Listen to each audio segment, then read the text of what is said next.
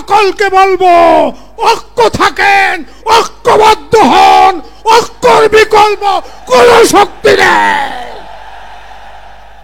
খবরদার, আপনাদের এই বিশৃঙ্খলা অনৈক্যের কারণে যদি ফ্যাসিস্ট সরকার, ফ্যাসিস্টরা আবারও কিছু করে পেলে তার সকল দায় দায়িত্ব আপনাদেরকে নিতে হবে। সংগ্রামী বন্ধুগণ, এখন বক্তব্য রাখবেন শাপলা গণহত্যার নির্মম শিকার হয়েছিল যে সংগঠন হেফাজত ইসলাম বাংলাদেশের সংগ্রামী নায়েবে আমির বিশিষ্ট আলেমে দ্বীন মাওলানা মহিউদ্দিন রব্বানী। মাওলানা মহিউদ্দিন রব্বানী।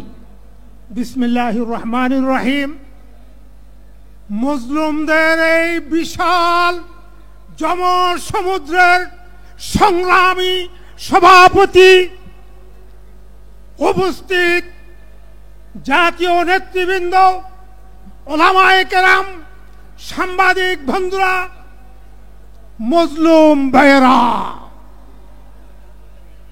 বন্ধুগণ, বিগত 16-17 বছর যে জুলুমের শিকার হয়ে এই দেশের সবচেয়ে বড় জালেম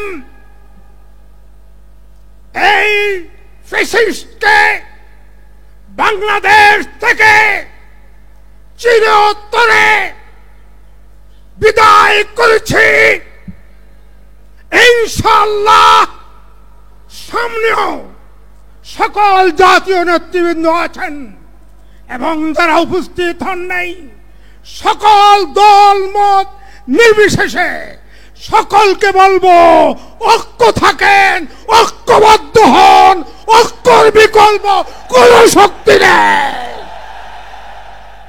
খবরদার, আপনাদের এই বিশৃঙ্খলা অনৈক্যের কারণে যদি ফ্যাসিস্ট সরকার, ফ্যাসিস্টরা আবারও কিছু করে পেলে তার সকল দায় দায়িত্ব আপনাদেরকে নিতে হবে। বক্তব্য রাখতে হলেই বক্তব্য রাখবেন শালীনতা বজায় রেখে। ইসলামী শক্তিকে ঐক্যবদ্ধ থাকতে হবে। হেফাজতের 13 সালের হত্যার জন্য